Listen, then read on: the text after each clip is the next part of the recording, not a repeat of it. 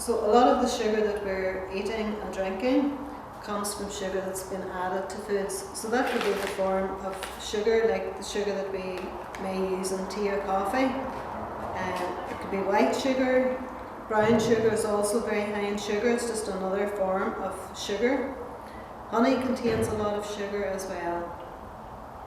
So I've represented here the amounts of sugar that it's recommended that we don't exceed in a day. So we shouldn't eat any more than these amounts. And this is for different age groups as well. So I'm going to start with 11-year-olds to adults. We shouldn't be eating more than the equivalent of 7 sugar cubes per day, and that's about this amount of sugar. For the 7 to 10-year-olds, it's the equivalent of 6 cubes of sugar. And for the 4 to 6-year-olds, it's less again. So you can see we're having less as we go down in ages. So for 4 to 6-year-olds, it's no more than the equivalent of 5 cubes of sugar. It's very easy to exceed this by eating a lot of foods that have a lot of sugar, a lot of free sugar added to them. Now I'm going to show you some of the sugar content of some foods and drinks that are commonly eaten and drunk within Northern Ireland. I'd just like you to keep in mind the recommended amount of sugar that we shouldn't eat more of in a day. We've got 7 cubes for the over 11s and adults, 6 cubes for the 7 to 10-year-olds, and 5 cubes for the 4 to 6-year-olds. So just keep that in mind firstly. We've got a selection of food and drinks here. The key thing for me is, firstly, look at the ingredients on the back of a label if you're not sure. The ingredients are usually listed on a panel at the back, for example here, and there's usually some nutrition information as well. So I have worked some of these out just for handiness. We can also use the label at the front, and if there's lots of greens on the label, in particular for sugar, we know that that food or drink is suitable and that it's low in that particular nutrient.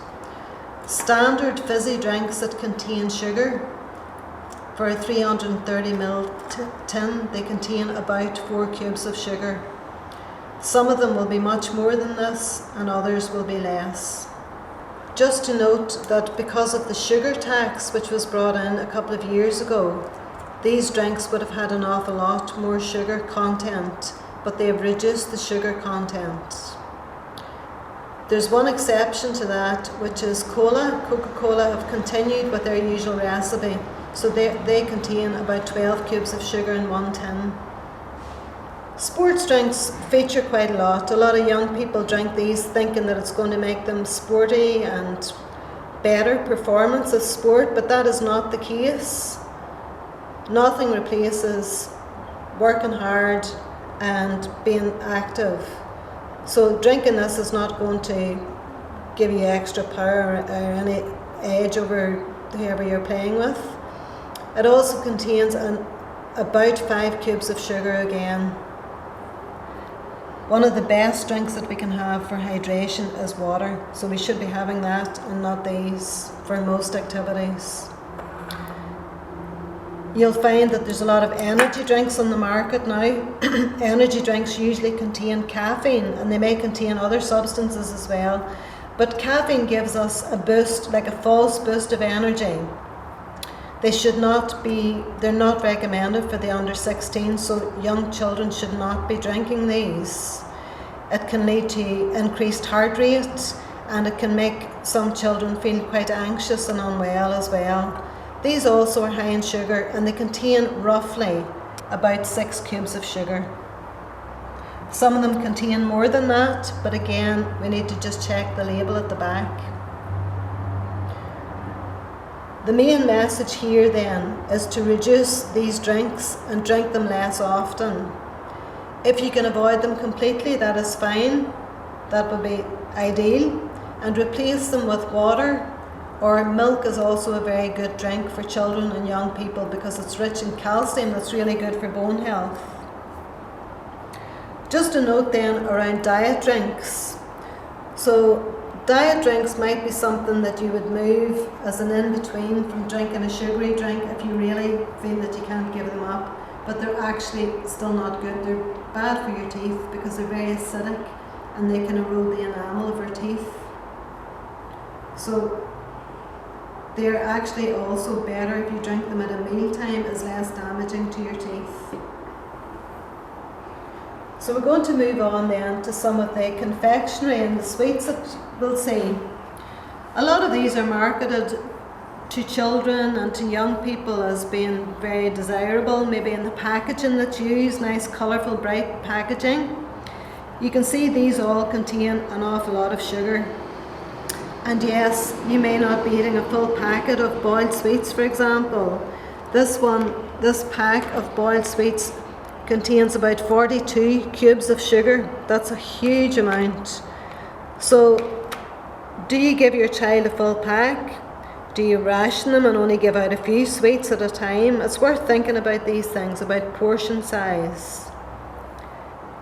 Also, this tube of sweets here, that contains about 11 cubes of sugar.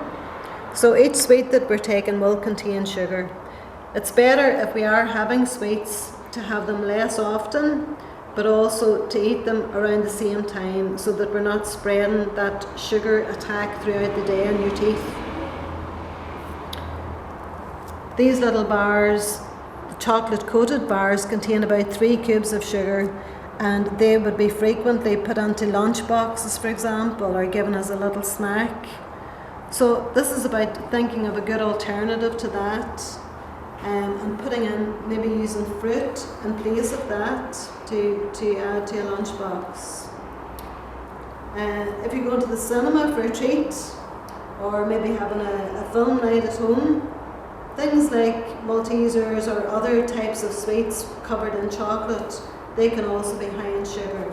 And just as an example, these ones here contain about 21 bags of sugar for this packet. So it's important to keep in mind also a portion, what a reasonable portion size is. So this would be far too big a portion for one person, and it actually says on the pack about a third of that would be classed as a portion, but it's up to us to make that decision.